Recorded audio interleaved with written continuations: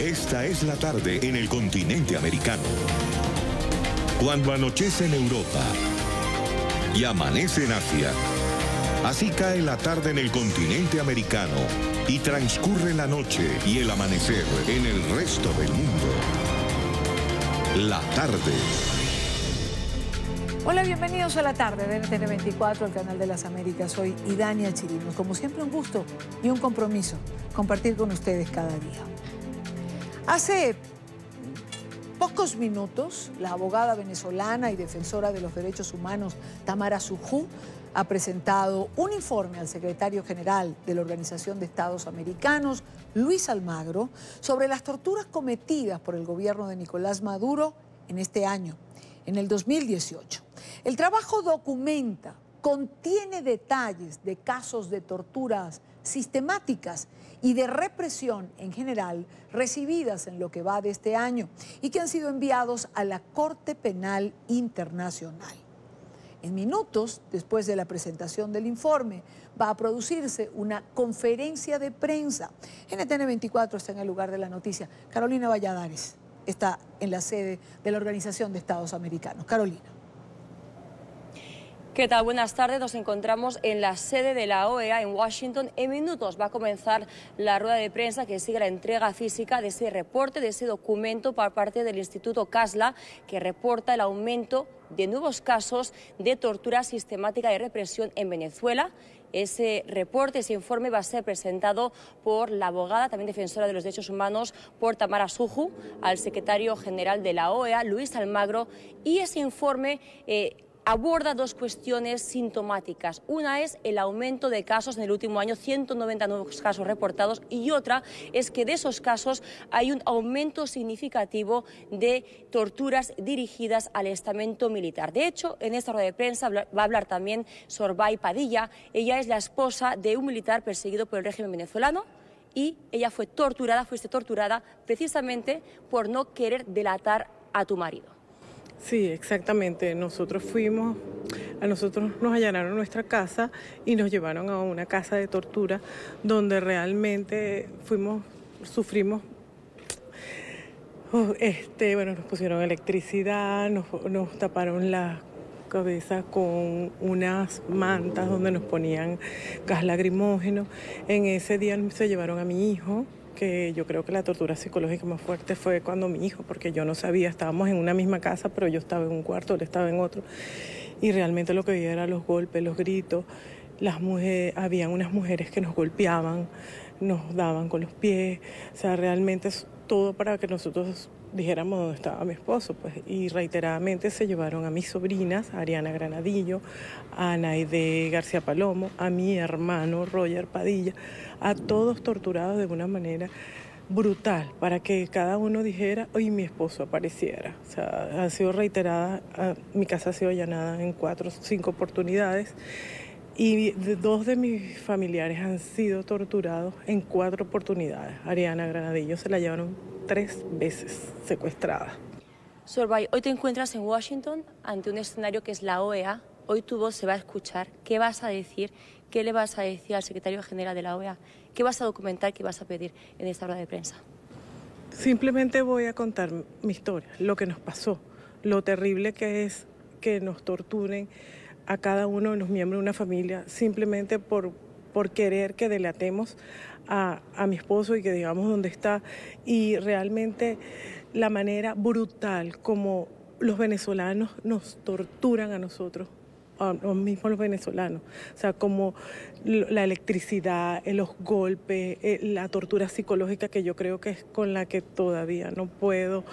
O sea, son días que no se pueden dormir, son días que no se puede olvidar. No es tan fácil olvidar que tengan a tu hijo en un cuarto y que puede ser que lo hayan matado, o que simplemente tú no sepas si vas a salir de esa casa.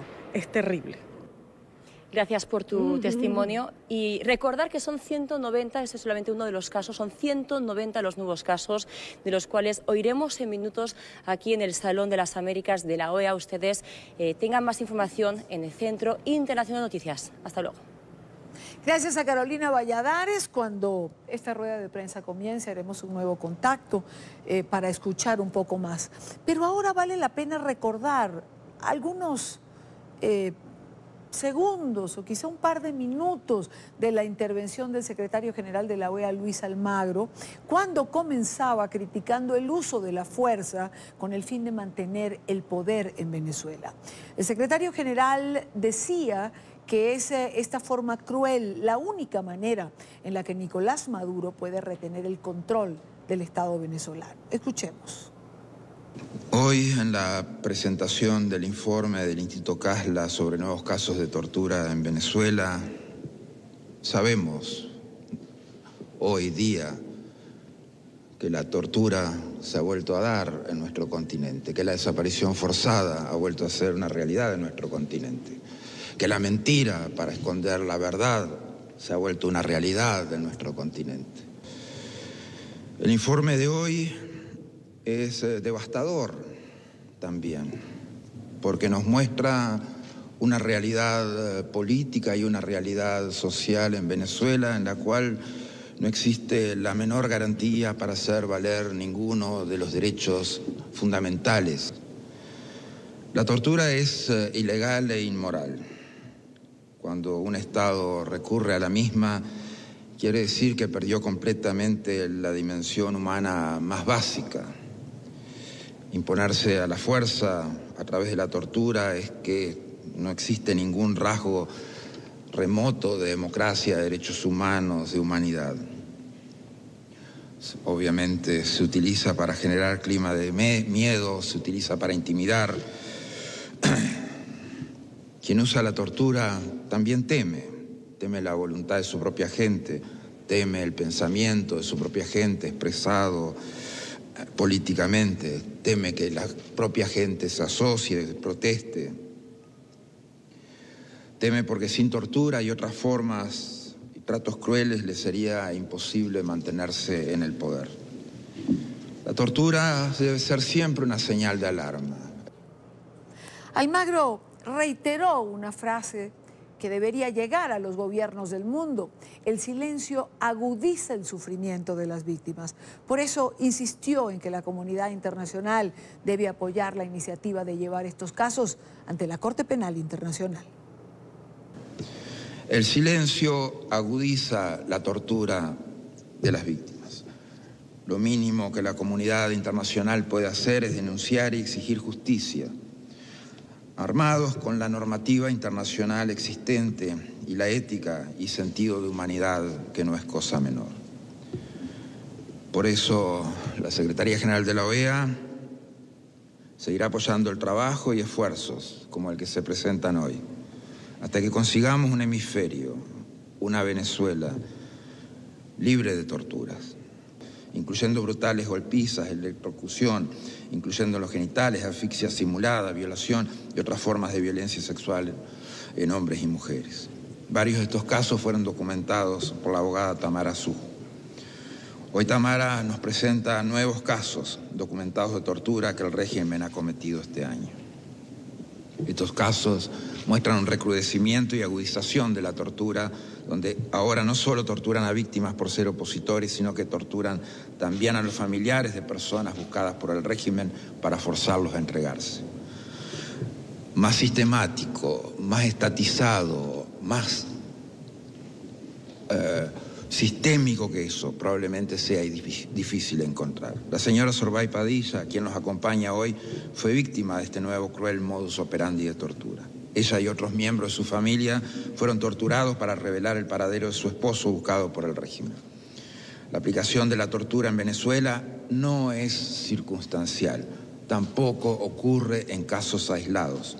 Ha sido utilizada intencional y sistemáticamente para castigos ejemplarizantes, para sembrar terror, para reprimir, para tratar de suprimir acción ciudadana, para ejercer o defender, cuando ejercían o defendían sus derechos, para castigar disidencia, para castigar oposición. Se debe abrir una investigación por el interés de justicia y víctimas, para evitar la impunidad. Nunca debemos transigir cuando se trata de tortura. Debemos hacer todo lo humanamente posible para prevenir su uso, ayudar a las víctimas, juzgar y castigar a los perpetradores.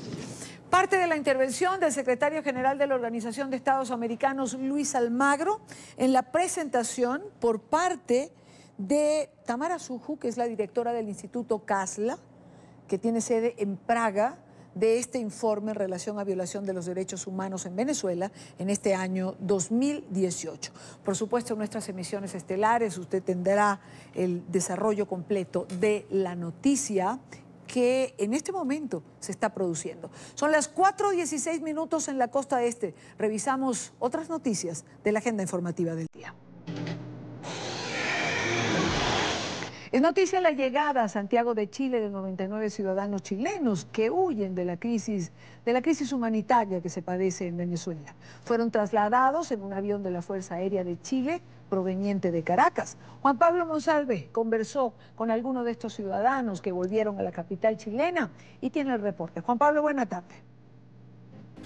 Hola, ¿qué tal, televidentes del programa La Tarde de NTN 24? Pues los saludamos desde el Grupo 10 de la Fuerza Aérea Chilena. Hasta este lugar, un Boeing 767 trasladó a 99 personas provenientes de Caracas que pues huyen precisamente de toda esta difícil situación humanitaria que se vive en esa nación. Fue el propio presidente Sebastián Piñera el encargado de recibirlos. Ellos, la mayoría son chilenos, algunos son esposos, otros son esposas y algunos son hijos de chilenos. Esto fue lo que les dijo el mandatario justamente cuando aterrizó este vuelo proveniente de Caracas.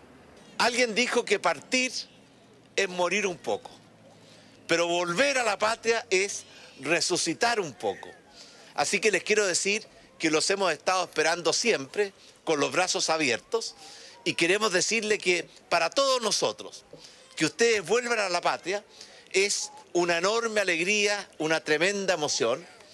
Vamos a preocuparnos, como sé que las atendieron muy bien en el avión, para que sean muy bien recibidas en nuestra patria.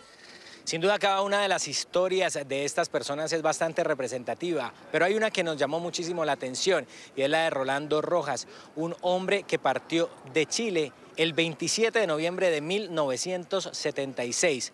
Hoy, 27 de noviembre de 2018, 42 años después, regresó a su patria. Esto fue lo que nos dijo.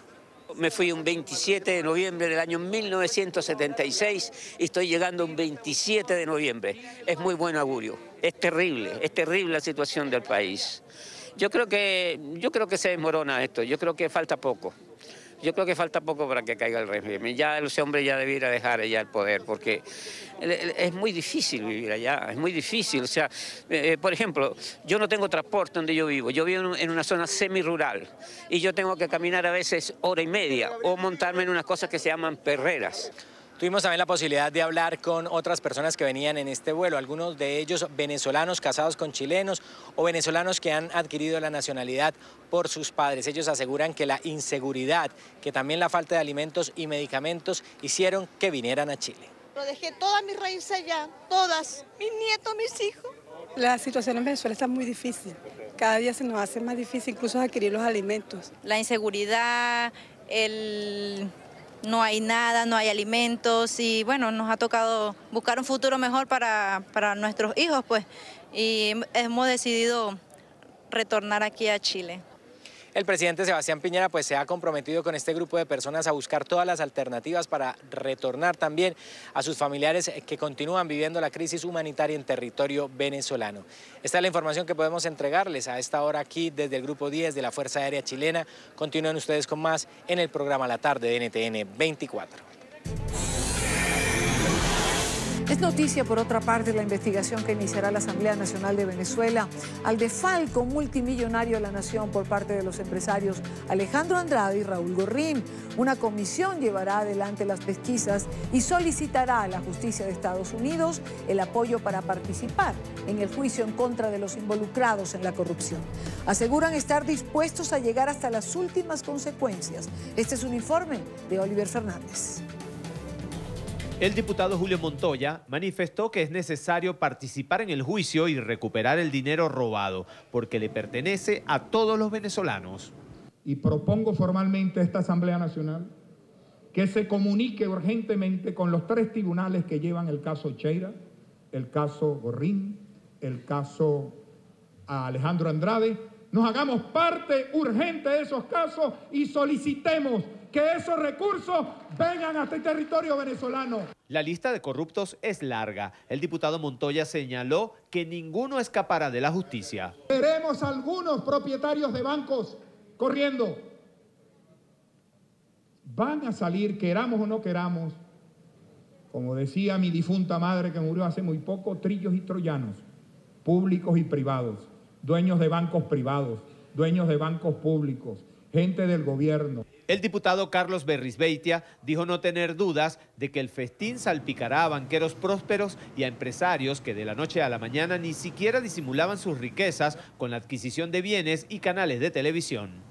Nos da vergüenza que en el mundo entero los titulares sean que unos bandidos, llámese Gorrín y Andrade como muchos más, y hay que nombrarlos con su nombre y apellido. Porque en ningún país del mundo un dueño de medio de comunicación que reparta $1.000 millones puede ser una persona humanista. Ir a un estudio de Globovisión a dar opinión política es igual que tomarse un whisky en una fiesta de un corruptor. Según el informe entregado por la Comisión de Contraloría del Parlamento, el Estado se convirtió en un paraíso para la corrupción en el que participaron al menos 28 ministros y ninguno ha sido investigado.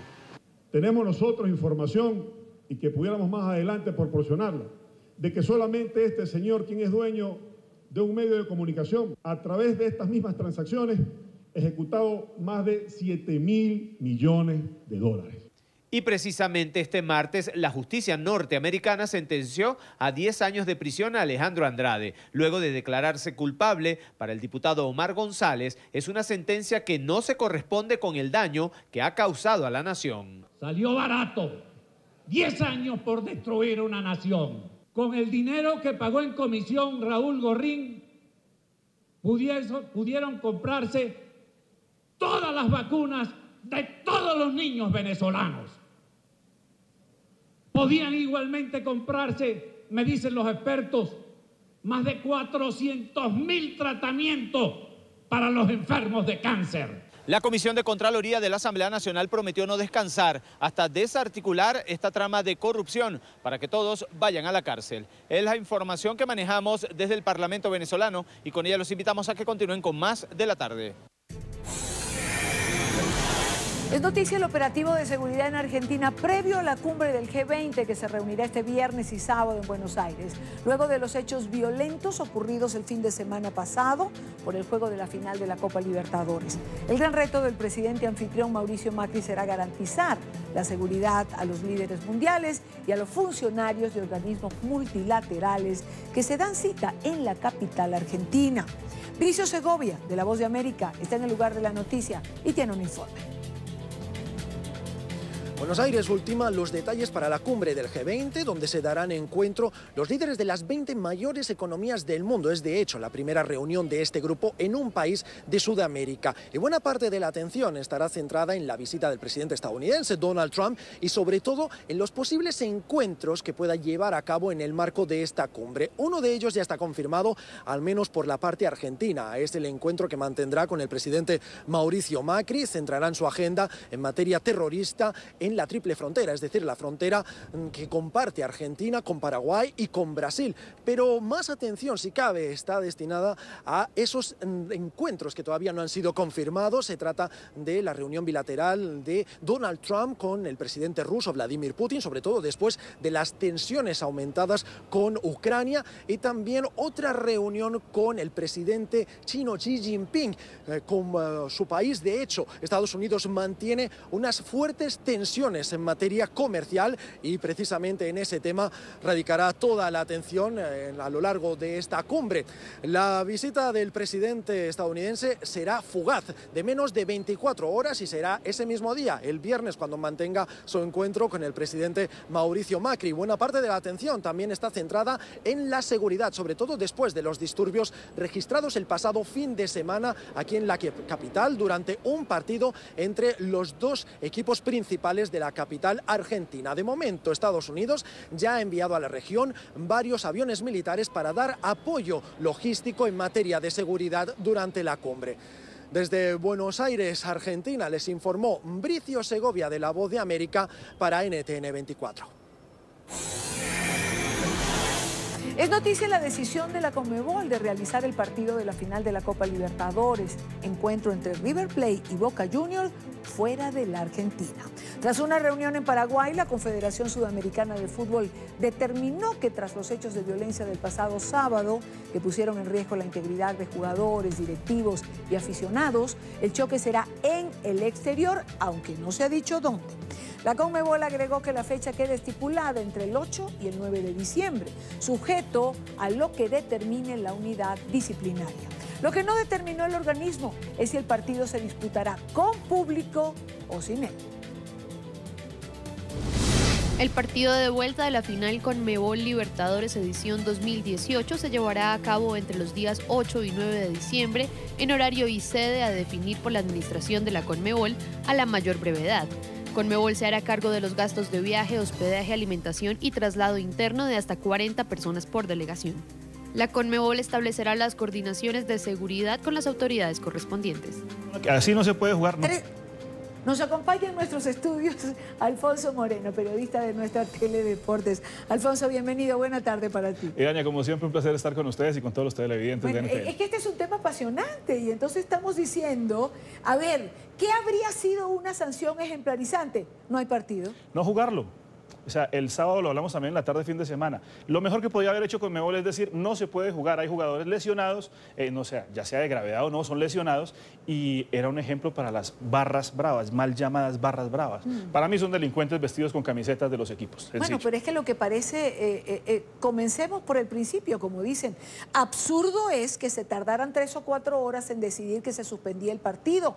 Absurdo es, algo que leí, tú me dirás si es cierto, que el médico de la Conmebol dice que los heridos estaban en capacidad de jugar el partido el fin de semana, cuando oía a uno de los jugadores decir que el médico jamás lo vio. Exactamente. Y un médico externo de una clínica cercana les da la incapacidad para no jugar por 3 días.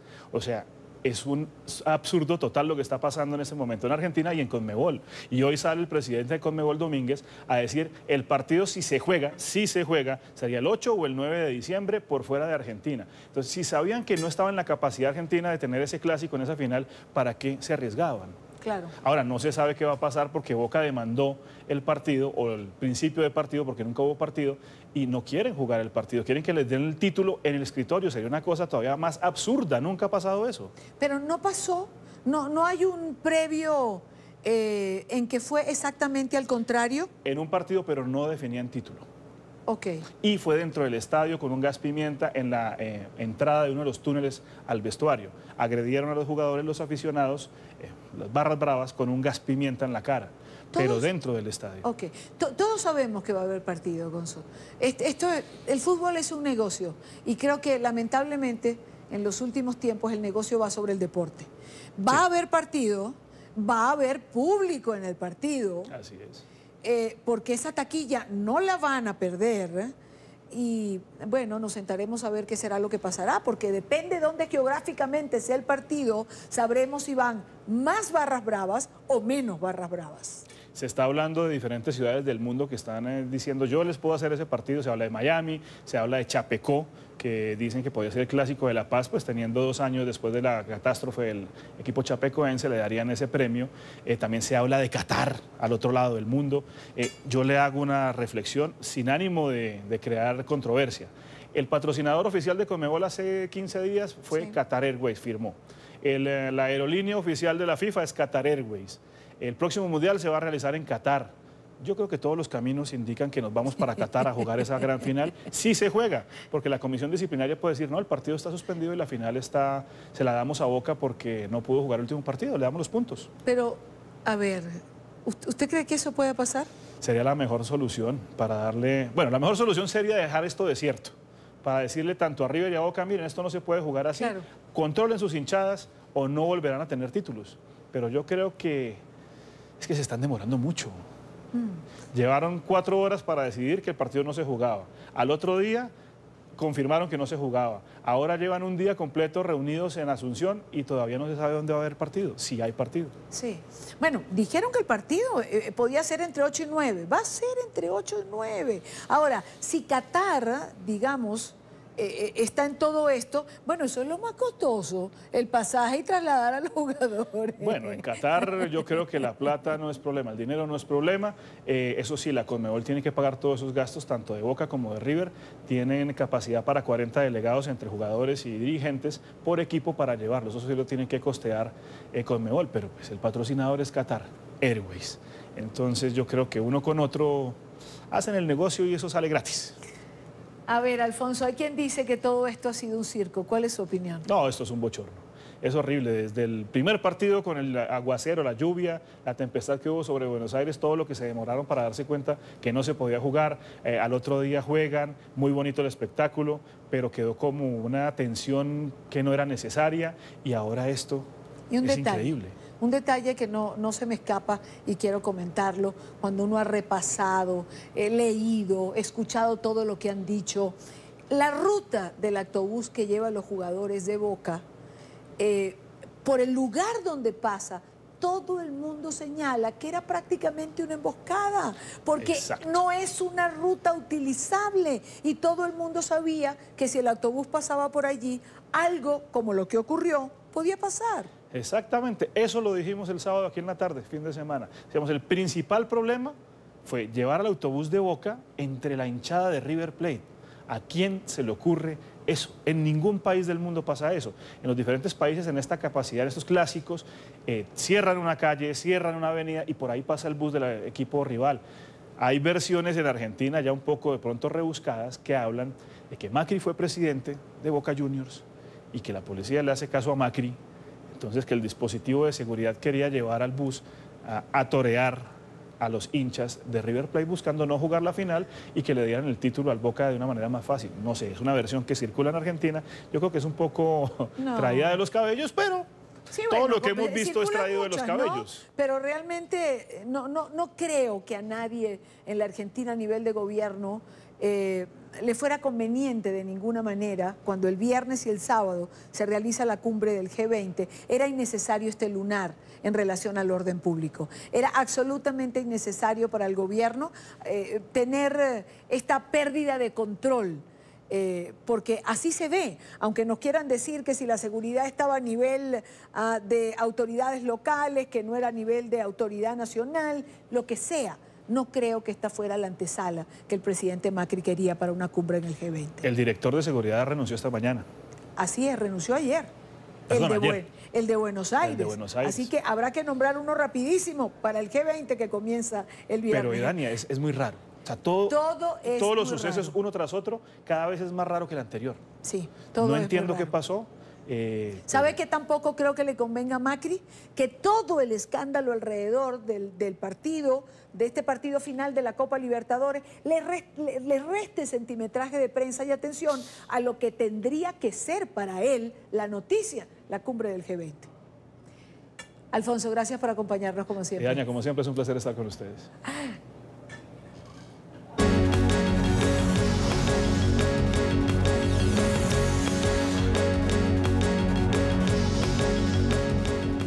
Y antes de irnos al corte, hay una noticia de último minuto. En horas de la tarde, el Departamento del Tesoro de los Estados Unidos impuso sanciones a Rosario Murillo, vicepresidenta y esposa del mandatario de Nicaragua, Daniel Ortega. La Oficina de Control de Activos Extranjeros ha señalado a la funcionaria y a su secretario personal, Néstor Moncada, de corrupción desenfrenada, desmantelamiento de las instituciones democráticas, violación a los derechos humanos y explotación de recursos públicos de Nicaragua para beneficio propio. Este es un informe de Natalí Salas Guaitero, periodista de nuestra cadena aliada La Voz de América. Escuchemos. El presidente de Estados Unidos, Donald Trump, acaba de firmar una orden ejecutiva con la cual sanciona a dos personajes muy importantes del gobierno de Nicaragua. Se trata de la vicepresidenta de este país, Rosario Murillo, y también un asesor personal del presidente Daniel Ortega, Néstor Moncada Lau. Las sanciones son un poco las mismas anunciadas por el asesor de seguridad John Bolton durante su visita a Miami en junio de este año, en donde anunciaba sanciones a los gobiernos de Cuba, Nicaragua y Venezuela. Básicamente los activos, todas esas propiedades que pertenezcan a estas dos personas, tanto Rosario Murillo como Néstor Moncada Lau, quedan totalmente congeladas a partir de este momento, al mismo tiempo que se prohíbe que cualquier ciudadano estadounidense o empresa de Estados Unidos pueda mantener algún trato comercial con estas personas. Lo mismo, altos funcionarios del gobierno del presidente Donald Trump anunciaron que este es el primer golpe contundente que se hace en contra de personas que son pertenecientes al círculo cercano del presidente de Nicaragua, Daniel Ortega, al tiempo que instan a este gobierno a que busque la solución de restitución democrática, cese la represión y al mismo tiempo llame lo más pronto posible a elecciones libres en su país. Yo soy Natalie Salas Guaitero de La Voz de América desde Washington. Con esto hacemos la primera pausa en la tarde de hoy. Estas sanciones eran esperadas hace ya mucho rato. Se estaba presionando de alguna manera para que de un momento a otro se produjeran. Ahí está. Vamos a una pausa y al regreso, el rechazo en territorio mexicano a los integrantes de la caravana migrante centroamericana que tenía como objetivo llegar a los Estados Unidos va en aumento. Regresamos con esto y otras informaciones. Continuamos con La Tarde. Continuamos con más en el programa de hoy. Expectativa por el traslado desde el estado de la Florida a Nueva York de Juan Antonio Hernández Alvarado. El hermano del actual presidente de Honduras fue acusado, recordemos, por una corte federal de los Estados Unidos de narcotráfico y otros cargos. La Fiscalía Federal del Distrito Sur de Nueva York alega que el ex congresista hondureño de 40 años conspiró para importar varias toneladas de cocaína y que para tal propósito orquestó operativos de seguridad. Alejandro Rincón, periodista en Nueva York, tiene la información. Alejandro. Hola, feliz tarde para todos. Aun cuando Juan Antonio Hernández fue capturado por las autoridades en el estado de Florida, todo su proceso ante la justicia de los Estados Unidos continuará en el noreste de los Estados Unidos, aquí en el distrito de Nueva York, donde nos encontramos, a raíz de que, según la investigación de las autoridades, la mayoría de las varias toneladas de cocaína que presuntamente fueron importadas desde Centroamérica por el hermano del presidente de Honduras tenían como destino esta parte de la Unión Americana. A raíz de esta circunstancia, consultamos a un abogado experto en este tipo de casos. Históricamente, Nueva York ha estado un enfoque central del negocio de narcotráfico, porque representa uno de los mercados más grandes en el mundo para los cargamentos de narcotráfico y también los usuarios de las sustancias ilícitas. Vemos aquí, en este distrito sur, aquí en Manhattan, muchos casos en contra de los narcotraficantes grandes en el mundo, como el Chapo, como el familiar del presidente de Honduras, precisamente porque el FBI y la DEA están dispuestos a gastar los recursos necesarios en este distrito. Por supuesto, los cargamentos llegan a otros estados, pero Nueva York ha estado un lugar central para el recibo y distribución. El conjunto de acusaciones presentadas por la Fiscalía Federal del Distrito Sur de Nueva York en contra de Juan Antonio Hernández asegura que entre los años 2004 a 2016 el excongresista hondureño de 40 años habría estado involucrado en una extensa conspiración para traer varias toneladas de cocaína. Incluso empleó para este propósito, según las autoridades, aviones, lanchas rápidas y por lo menos en una oportunidad un submarino. De acuerdo al alegato de las autoridades del Distrito Sur de Nueva York, esta persona también aseguró operativos de protección a esos cargamentos de droga con ametralladoras, incluso con el soborno de varios oficiales para hacer efectivo el transporte de droga desde Centroamérica hacia los Estados Unidos. esa persona, este acusado, en este caso, que tiene vínculos con el gobierno de Honduras, está enfrentando un castigo muy severo. Es un castigo que nunca enfrentaría en su propio país. Y eso es la gran ironía. Hubo necesario traerlo aquí para enfrentar la justicia, porque aparentemente la justicia en su propio país no está dispuesto a juzgarlo. Por ahora, la presentación formal ante la justicia de los Estados Unidos ha tenido lugar en el estado de Florida y en las próximas horas se espera que sea trasladado hacia Nueva York. NTN 24 ha consultado directamente a la Fiscalía Federal del Distrito Sur neoyorquino, pero declinaron hacer comentarios en donde entreguen precisiones sobre el momento exacto cuando vaya a ser presentado ante la justicia neoyorquina. Es todo lo que tenemos para ustedes por ahora. Continúen con más en la tarde. Gracias, Alejandro. Gracias por la información. Por otra parte, un 73.1% de los mexicanos considera desfavorable el ingreso de indocumentados a su país. Así lo ha revelado un sondeo realizado por el diario El Universal. Según la encuesta, un 46% de los participantes considera que el ingreso de migrantes aumenta la delincuencia, mientras que un 27.1% manifiesta que le quitaría trabajo a los mexicanos. Los resultados muestran un incremento de casi 10% en la percepción negativa de los mexicanos hacia la migración ilegal, ya que una encuesta realizada en el mismo periodo del año pasado ubicaba el rechazo a este fenómeno en un 64%. Para hablar de este informe quiero saludar a Esteban Román, él es subdirector del diario El Universal de México. Señor Román, bienvenido, buena tarde, gracias por acompañarnos.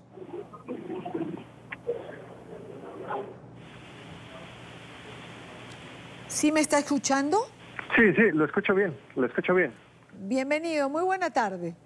Gracias, buena tarde, un placer estar aquí con ustedes. Igualmente para nosotros tenerle. Comencemos con algunos datos de la encuesta. Fue realizada a nivel nacional, solo en Ciudad de México. ¿De qué muestra estamos hablando aproximadamente? Sí, fueron a 1,200 ciudadanos mayores de edad mexicanos. Es una encuesta en vivienda y fue realizada a nivel nacional. ¿Qué factores pueden explicar el rechazo de los mexicanos hacia este grupo de migrantes? Bueno, solamente quisiera hacer una precisión sobre el dato de la encuesta. En realidad el comparativo es de octubre a noviembre.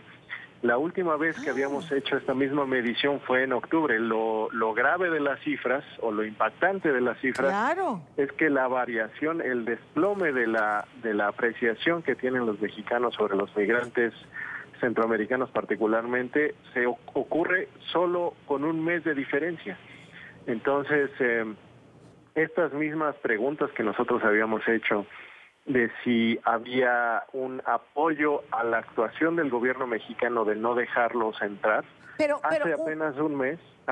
Un momento para entender. O sea, con un mes de diferencia hay una variación de 10 puntos. Así es, sí. Claro. Atribuible, ahora sí, respondiendo a la pregunta que me hacía, atribuible, creo yo, a las noticias que han salido sobre el comportamiento de solo algunos migrantes, de rechazo a la ayuda, o más bien de rechazo en algunos casos, pero también de exigencia de otro tipo de servicios o de apoyos por parte de mexicanos. Ha habido las noticias, por ejemplo, aquí de que en alguna ocasión una inmigrante hondureña rechazó un plato de frijoles de parte de una comunidad mexicana, diciendo que eso no era lo que ella comía, o que eso no era lo que le gustaba. En otra ocasión salió una noticia de inmigrantes también rechazando comida mexicana, diciendo que ellos preferían pizza y refrescos. Entonces, lo malo que ha ocurrido, que creo que es un fenómeno internacional, es que pequeños casos o algunos casos de inmigrantes que tienen una actitud que la población en el lugar de origen no ve bien, pues hace que generalicemos y consideremos que así es la actitud que tienen todos. ¿Puede quizás tener efecto o puede considerarse de alguna forma influencia el mensaje del presidente Trump, el decir que hay criminales dentro de este grupo de migrantes que pueden hacer daño a la población, ¿puede tener relación también de alguna forma? Quizá lo podría tener. Yo no creo que ese haya sido tanto el mensaje que ha permeado. Creo que, a juzgar por lo que nosotros como medio de comunicación hemos visto como las noticias más vistas y más leídas, lo más consumido de los mexicanos en noticias sobre el tema de las caravanas migrantes en las últimas semanas ha sido estos casos contados de migrantes que no se han comportado como la población aquí lo espera. Ahora, cuando se menciona, por ejemplo, el temor por perder plazas de trabajo, es decir, esto no necesariamente tiene que ser cierto. Es decir, hay plazas de trabajo que están allí, solo que y no han sido ocupadas por otros. La gente... Sí, así es. Yo creo que lo que ocurre es que el presidente electo de México, que va a tomar posesión del cargo ya en el sábado próximo, esto se debe a que él hizo una declaración en la que afirmó que se le iba a dar trabajo en nuevos proyectos de infraestructura a los migrantes centroamericanos que lo requirieran, que les iba a dar visas de trabajo. Y hay una gran molestia por parte de algún sector en México por esta declaración, debido a que se considera que no todos los mexicanos están empleados, que hay mucha pobreza aquí, que hay mucho desempleo, como para ofrecerle trabajo a migrantes que vengan al país. Habría que precisar, sin embargo, más bien el problema es que no se ha precisado qué tipo de trabajo específicamente es el que se le daría. Hay quienes dicen, por otro lado, que así como en Estados Unidos hay trabajo que ningún estadounidense toma y que por eso la migración de mexicanos y de otros centroamericanos y sudamericanos tiene mucho sentido que ocurra económicamente, también hay quien argumenta que lo mismo sucedería aquí. Ciertos trabajos podrían ser tomados por centroamericanos sin que ello signifique que lo pierdan otros mexicanos. Es una discusión todavía pendiente porque no se han dado detalles sobre qué serían esos trabajos que se les ofrecerían. Claro. Ahora, si volvemos al comienzo y tomamos en cuenta que esta diferencia de 10 puntos se ha producido solamente en un mes, ¿piensan repetir la encuesta al concluir el mes siguiente?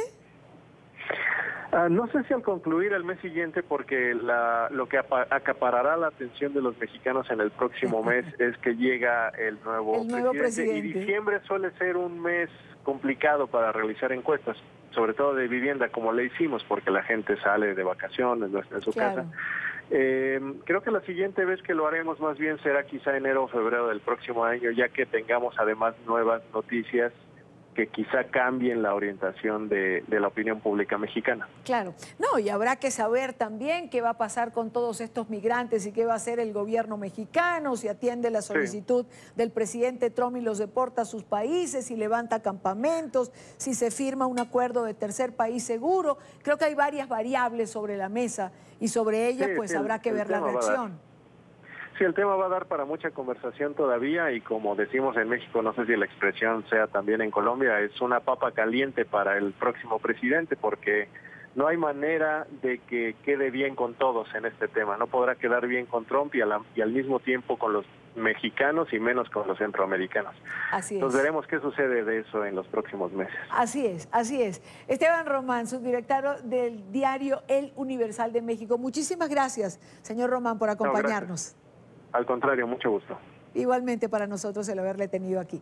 Son las 4:53 minutos en la costa este de Estados Unidos. En otro orden de ideas, General Motors, la gigante automotriz, ha anunciado el cierre de 7 de sus factorías en todo el mundo, 4 de ellas ubicadas en la Unión Americana. Miles de personas podrían perder sus empleos dentro de los Estados Unidos. La empresa ha dicho que recortará en un 15% de su fuerza laboral como parte de una gran reestructuración para ahorrar aproximadamente $6.000 millones hasta el año 2020. El objetivo, enfocarse en su próxima generación de vehículos eléctricos. Esto pudiera, como lo hemos dicho, producir desempleo, por lo que el presidente Trump ha criticado severamente a la compañía y ha exigido la creación de un vehículo. Oigan bien, exigió a la General Motors la creación de un vehículo cuya venta sea lo suficientemente grande que permita retomar su actividad en el estado de Ohio. Habrá que ver qué decisión toma la compañía en relación a esto. Por otra parte, la esposa de Joaquín El Chapo Guzmán fue expulsada de la sala donde se estaba realizando el juicio al capo mexicano. Emma Coronel violó una de las reglas del tribunal al introducir un teléfono móvil a la audiencia. Quiero saludar a Laura Sepúlveda, periodista de nuestra cadena aliada La Voz de América, quien tiene más información en relación a lo que ha ocurrido hoy en el juicio del Chapo Guzmán. Laura.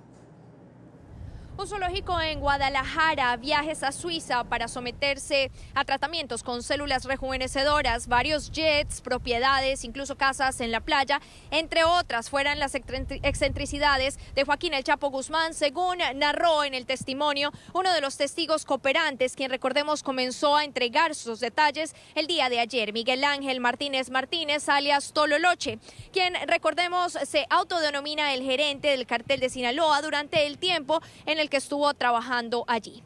Cabe resaltar que él también decía habían utilizado el sistema bancario para almacenar algo del dinero que ellos manejaban y poder llevar a cabo pagos a familiares como las 4 o 5 esposas que alcanzó a tener Joaquín El Chapo Guzmán al tiempo. También resalta que hacia las fechas de diciembre él ofrecía a sus amigos más cercanos la posibilidad de recibir uno de los vehículos, de los 50 vehículos que él adquiría, los cuales eran de alta gama y que costaban más de $30,000 cada uno de ellos, y les daban la posibilidad de escoger uno de los 3 modelos que estaban disponibles.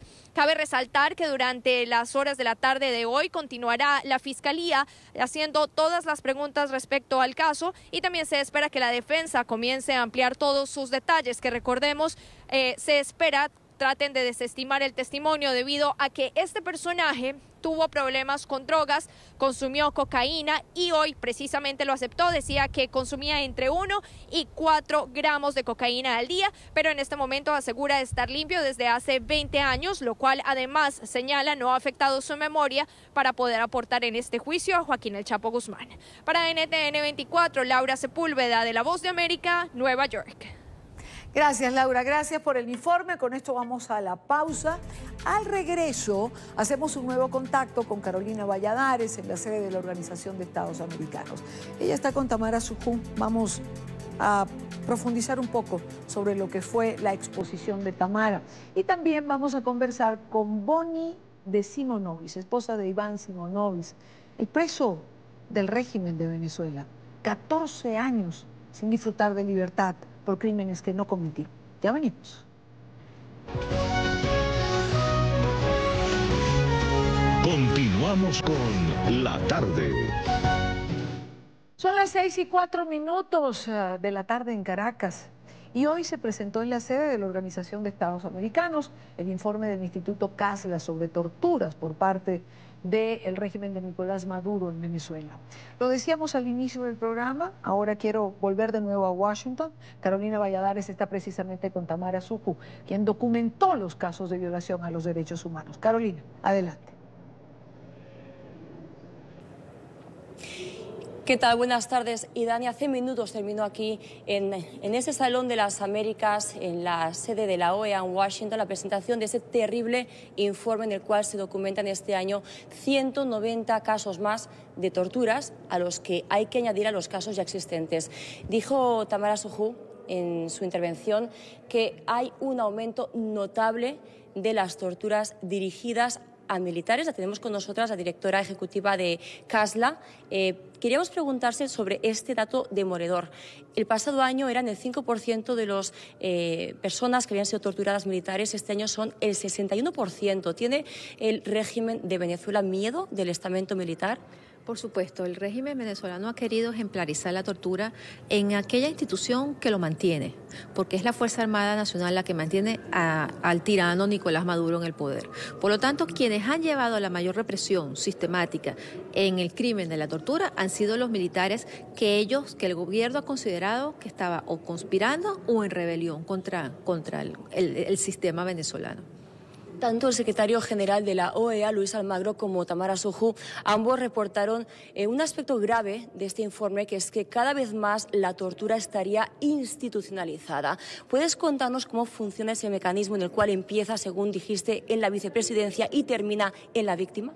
Sí, yo he hablado en esta declaración de la institucionalización de la tortura, el sistema torturador. Venezuela, el Estado venezolano es un sistema torturador porque la tortura se ejecuta a través de todas sus instituciones públicas, desde la vicepresidencia de la República, que es la que se lleva el gran porcentaje de torturas en Venezuela hoy en día, porque fueron ejecutadas por sus dos organismos de inteligencia, por el DGCIN y por el SEBIN, y quien encabeza esa cabeza de mando de este año es justamente Delcy Rodríguez, que es la vicepresidenta de la República, porque estos dos organismos están adscritos a la vicepresidencia de la República.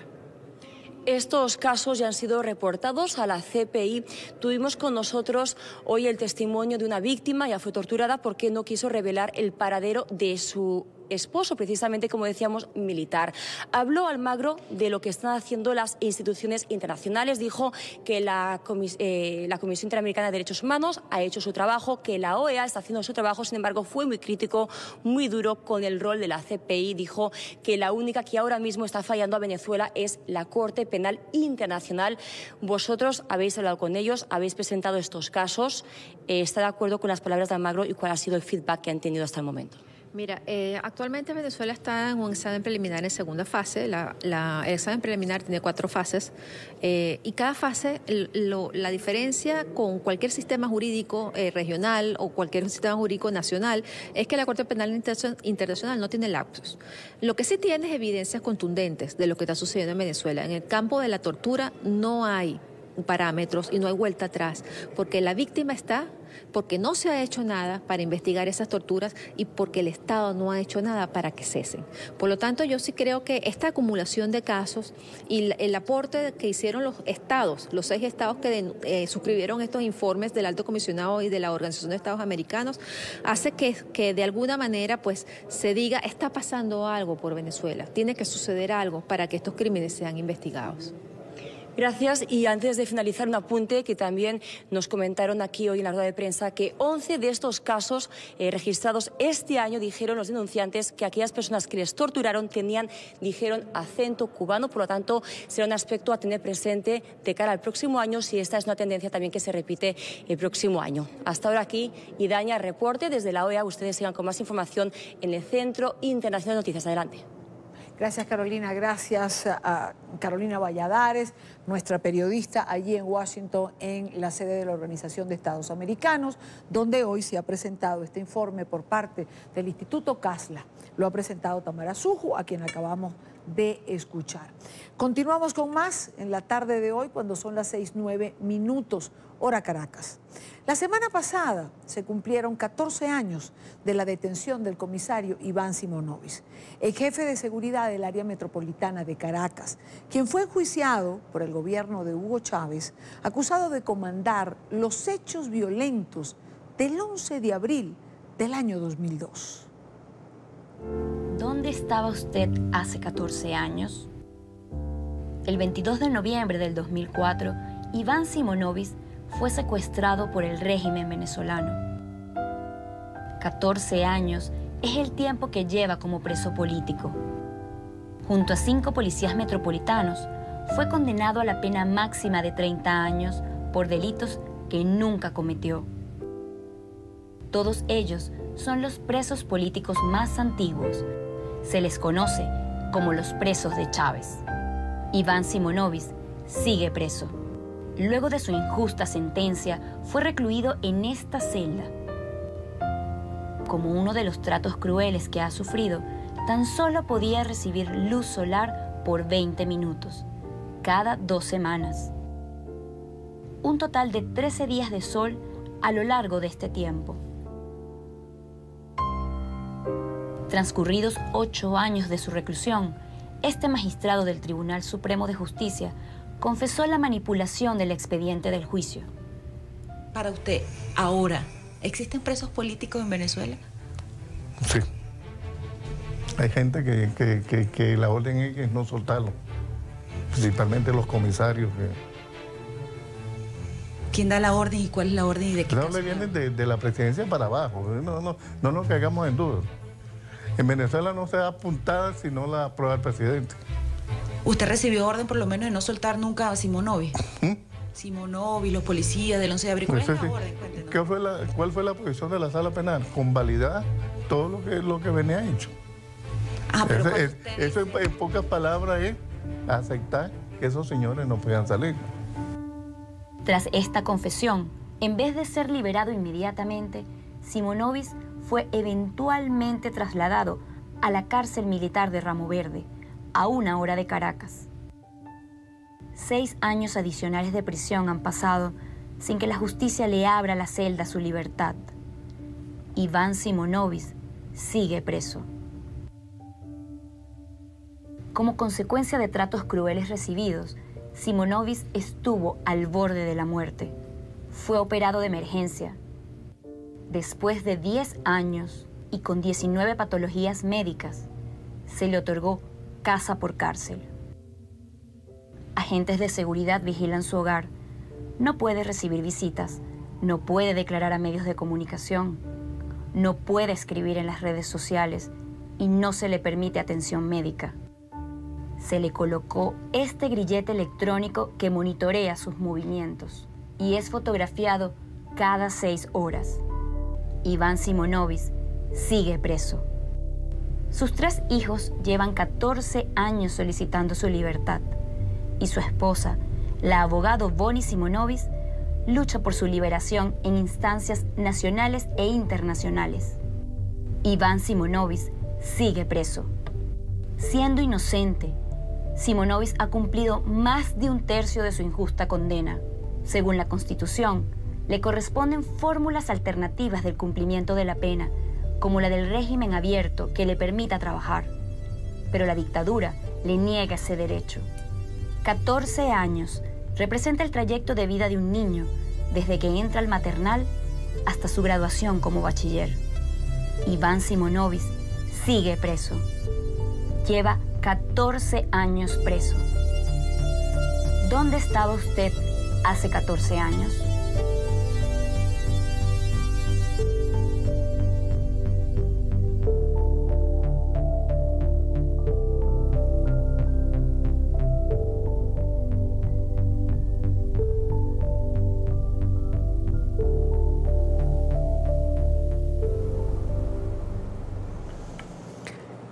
...14 años después, Iván Simonovic sigue preso.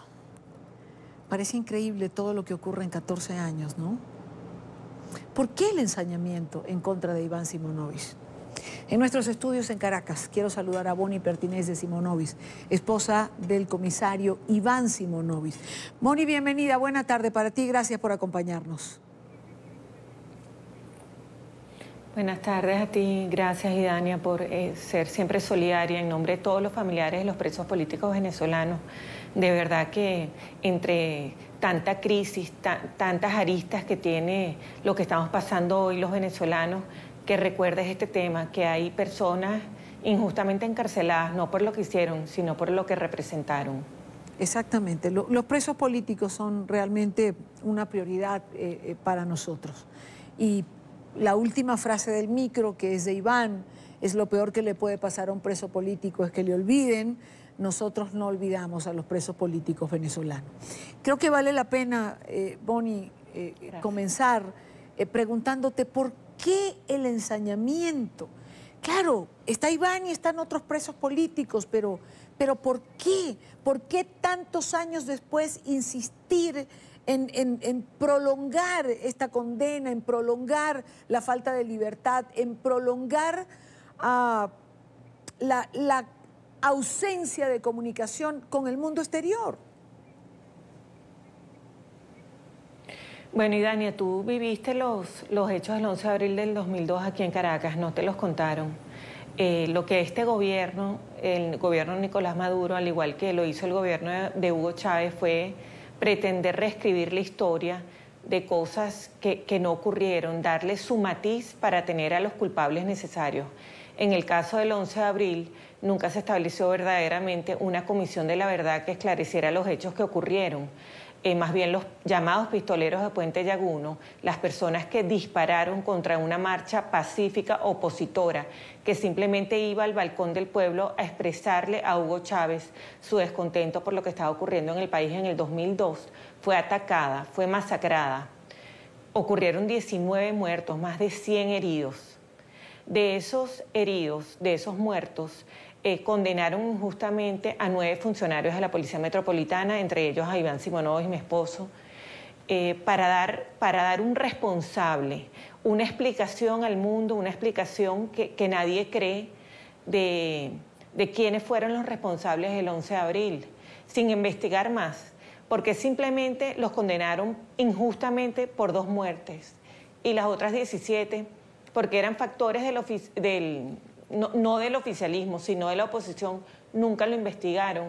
En el caso específico de Malvina Pesate, una militante de Primero Justicia que le dieron un tiro en la cara, del periodista Jorge Tortosa, nunca se averiguaron esos casos, esas explicaciones. Y yo siento, al igual que muchos abogados en esta investigación, que esas 19 muertes todavía están impunes, porque incluso las 2 muertes por las que acusaron injustamente a Iván y a los funcionarios de la Policía Metropolitana, no fueron ellos los responsables, fueron otras.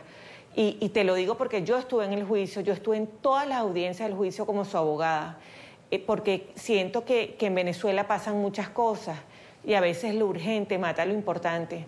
Y por eso es importantísimo documentar cada injusticia, documentar cada experticia, lo que dijo cada testigo, lo que dijo cada experticia balística, como el jefe de la comisión que investigaba los hechos del 11 de abril, oficialista, Marcos Chávez, dijo que Iván jamás estuvo incriminado en esos hechos y sin embargo fue condenado a la pena máxima. Sin embargo, le corresponden las medidas alternativas del cumplimiento de la pena desde el año 2012 y no hay manera, a pesar que nosotros como su defensa interponemos los recursos cada 3 meses, ni siquiera que lo vea un doctor. Hace una semana se llevaron intempestivamente y sin orden de un tribunal a Iván de la Casa. Se lo llevaron justamente a esas instalaciones donde asesinaron al concejal Fernando Albán, sin una orden del tribunal, sin que él tuviera acceso a sus médicos de confianza, porque a Iván lo ven son médicos cubanos o médicos militares. No le permiten su médico, no le permiten ir a hacerse unos exámenes diagnósticos a profundidad que él requiere, porque como consecuencia de sus injustas condiciones de reclusión, él sufre ahora 19 patologías. De ellas la más grave es la osteoporosis, que es irreversible, necesita tratamiento y él no lo recibe. Varias cosas, ¿no? Después de oírte. Primero, recuerdo, creo que los venezolanos nunca vamos a olvidar el 11 de abril, ni lo que vivimos ese día. Pero recuerdo perfectamente que se insistió muchísimo en nombrar una comisión de la verdad que esclareciera lo que había ocurrido en ambos sectores, por decirlo de alguna manera, con investigadores reconocidos a nivel internacional, pero eso fue simplemente imposible porque el gobierno de Hugo Chávez nunca lo permitió, jamás permitió que viniese un investigador de afuera, que viniesen representantes autorizados para hacer esta investigación. Simplemente pagaron y se dieron el vuelto. Condenaron a quienes ellos creyeron que tenían que condenar y condenaron además a quienes salieron a la calle a tratar de establecer el orden y a preservar en alguna medida la vida de los venezolanos, entre ellos tu esposo Iván Simonovic. Hago el comentario porque, como bien dijiste, yo estaba allí, yo fui parte de la historia, yo lo narré, yo lo reporté desde la calle y lamentablemente todos sabemos lo que ocurrió a posteriori. Quiero que profundicemos en esta parte del cumplimiento de 1/3 de la pena. ¿Qué le correspondería a Iván por haber cumplido ya ese lapso de tiempo? Sí, Dania, mira, la misma ley que condenó injustamente a Iván a 30 años, la misma ley, el mismo tribunal, aquí lo tengo yo. No lo dicen sus abogados, no lo dice su esposa, lo dice un auto de ejecución del tribunal que lleva la causa de Iván. Iván es acreedor desde el año 2012, específicamente desde el 5 de abril del 2012, de las medidas alternativas al cumplimiento de la pena. Y esto no debe entenderse como que el otorgamiento de estas medidas genera impunidad. No. Las personas aquí en Venezuela pueden ser condenadas a la pena máxima, pero cuando cumplen un tercio de la pena, pueden seguir cumpliendo la pena de una forma alternativa, como a través de diferentes opciones. El destacamento de trabajo, que ya le correspondía a Iván desde el 2012, este 22 de noviembre del 2018 le correspondía el régimen abierto, tampoco le ha sido otorgado. De las penas accesorias a la condena de Iván, a Iván le quitaron la patria potestad de nuestros hijos, le quitaron todas las condecoraciones. Él no puede, como salió en el documental, hacer uso de las redes sociales, no puede dar declaraciones, no puede tener una cuenta bancaria. Él simplemente no existe como ser humano, pero para nosotros él no solamente existe, sino que tiene derechos que tiene cualquier venezolano, piense o no, o esté o no de acuerdo con las políticas del régimen de Nicolás Maduro. Y como venezolano no ha habido, salvo los policías metropolitanos que ya llevan también 15 años y 8 meses tras las rejas. 2 de ellos, Marco Hurtado y Arube Pérez Salazar, fueron condenados a 16 y 17 años y ya tienen la pena cumplida, no solo por estas medidas alternativas, sino que ellos han hecho redención de la pena por el trabajo, al igual que Iván. Iván escribió 2 libros, ha observado excelente conducta, ha cumplido con todos los requisitos y el Ministerio de Interior y Justicia y el Ministerio de Prisiones, dirigido por Iris Varela, simplemente hacen caso omiso a todas nuestras solicitudes. Hay un silencio perverso, un silencio que no solo afecta a Iván, afecta a toda la familia. Iván lleva 14 años preso, más de la mitad de la vida de nuestros hijos.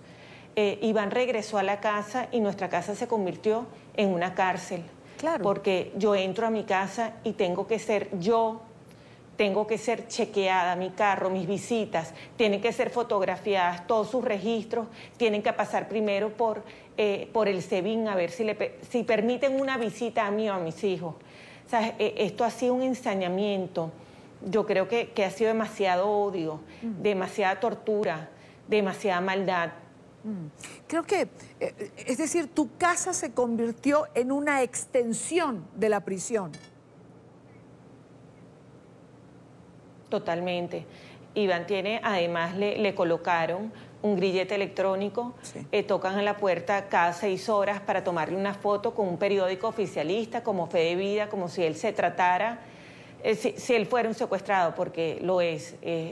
Fue un preso de Chávez y es un secuestrado de Nicolás Maduro. Además, nosotros vivimos bajo la incertidumbre, bajo la falta de certeza de que en cualquier momento estos funcionarios, porque son funcionarios del SEBIN, claro, funcionarios que han cometido violaciones graves contra otras personas, funcionarios que han asesinado a opositores del gobierno, quienes en cualquier momento, sin una orden judicial, se pueden meter a la casa, se pueden llevar a Iván, me pueden llevar a mí. Claro, porque... O sea, no tenemos ningún tipo de tranquilidad. Claro, y Iván está en la casa por sus 19 patologías y por una medida humanitaria. Cuando se lo llevan hace unos días, bajo el pretexto de que le van a hacer un examen médico, Bonnie, te pregunto, ¿no fue esto una respuesta a la campaña que vienes desarrollando desde hace unos días atrás por los 14 años? ¿No fue una forma de recordarle, mejor se quedan tranquilos porque siempre se puede estar peor? Bueno, pues se equivocan. Si hay algo que como familia hemos aprendido es a perder el miedo, a asumir y a denunciar a pesar de todos estos atropellos. Sí, nosotros iniciamos una campaña porque este abuso que se está cometiendo contra Iván y contra los funcionarios de la policía debe acabar. E iniciamos una campaña a través de figuras internacionales y le doy las gracias al mundo entero que se sumó a nuestro clamor, incluso el expresidente Pastrana, Luis Almagro, Tuto Quiroga, Beatriz Becerra. Mis hijos y yo tenemos nacionalidad española y muchos funcionarios del Parlamento español también denunciaron esta detención arbitraria de Iván. Si ellos creen que con esta medida nos van a asustar, están muy equivocados. Nosotros vamos a seguir denunciando como lo hemos hecho, porque no es que empezamos hace 2 semanas, llevamos 14 años denunciando. Antes habían medios de comunicación, ahora lo que nos quedan son las redes sociales y medios solidarios internacionales como ustedes que pues se atreven a transmitir lo que le está ocurriendo aquí a las personas que disienten de las políticas del régimen de Nicolás Maduro, de Hugo Chávez. Aquí sabemos lo que le pasa a los opositores al régimen. Aquí o te encierran o te matan, te asesinan, no dan explicaciones, tuercen la historia y después resulta que eres tú el responsable. Claro. ¿Cómo hablar de derechos humanos en Venezuela? Cuando uno escucha o tiene la oportunidad de escuchar narraciones como las que ha vivido tu familia a raíz de la prisión de Iván Simonovic.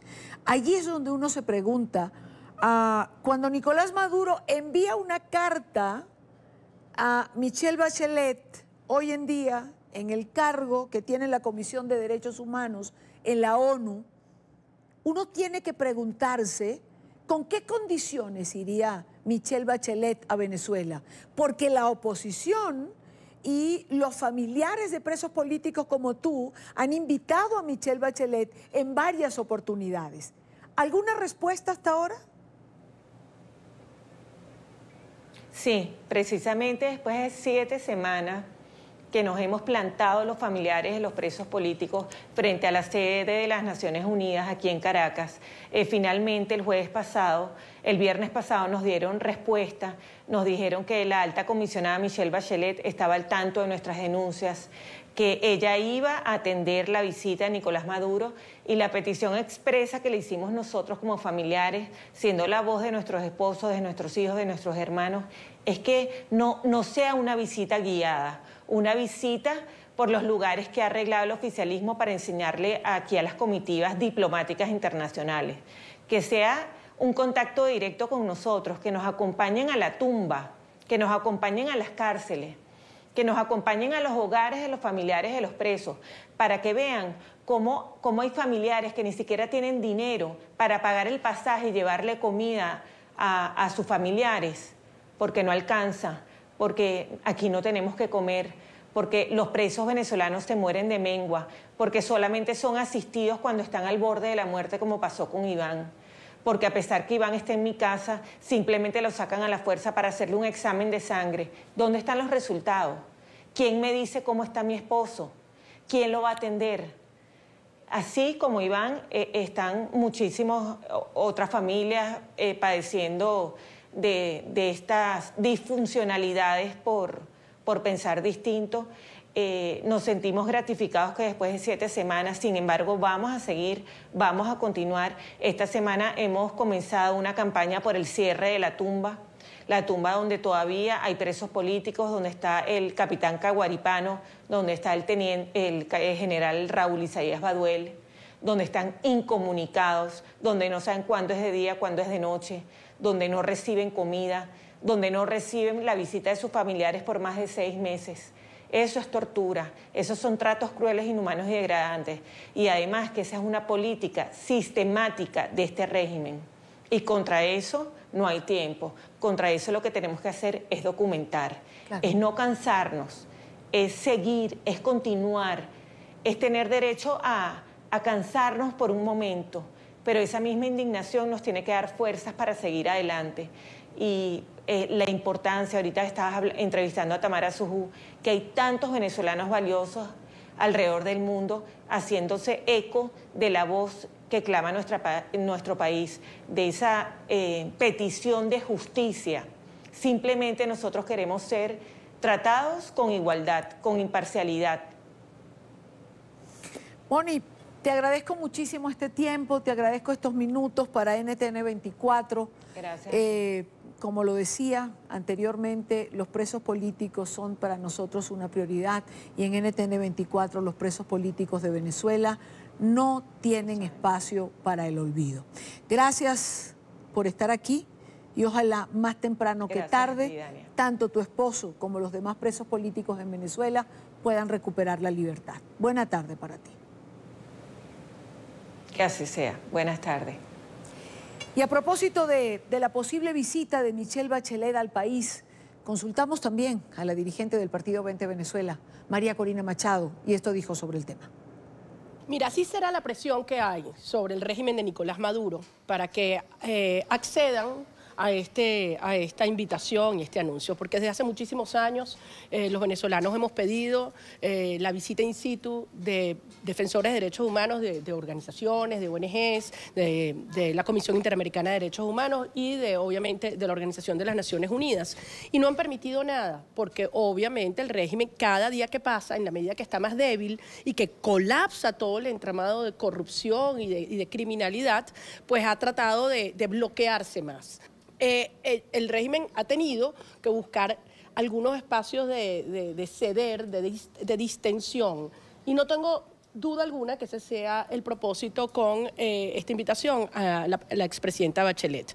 Ahora, ella es una mujer de una larga trayectoria que ha sufrido en carne propia la represión de la dictadura y que tiene amplio conocimiento de cómo funcionan estos regímenes por dentro. Así que yo tengo confianza en que de venir no va a permitir ser manipulada. Esto es la opinión de María Corina Machado sobre también la posible visita de Michelle Bachelet a Venezuela. Con esto hacemos una pausa rápidamente. Al regreso tenemos más. Al regreso vamos a España, miramos qué está ocurriendo. Hoy tenemos también Ciencia, Salud y Tecnología. Quédense con nosotros, ya regresamos. Continuamos con La Tarde. El Congreso español inicia un proceso de análisis para modificar la denominada Ley Mordaza que fue aprobada en su momento por el Partido Popular cuando Mariano Rajoy era jefe de gobierno. Varias organizaciones sociales consideran necesarias estas reformas, pues aseguran que esta ley solo ha servido para limitar las libertades de todos los ciudadanos. Marcelo Moncayo tiene información. Hola, ¿qué tal? Saludos para ustedes en la tarde, amigos televidentes. Desde este día comenzó en el Congreso de los Diputados el análisis de las reformas que tendrá la Ley de Seguridad Ciudadana, también calificada por algunos sectores sociales y políticos como Ley Mordaza. Por eso, esta mañana varias plataformas exigieron que esa reforma sea real y no un simple maquillaje. Este martes el Congreso de los Diputados comenzó el análisis de más de 200 enmiendas a la Ley de Seguridad Ciudadana presentadas por distintos grupos políticos.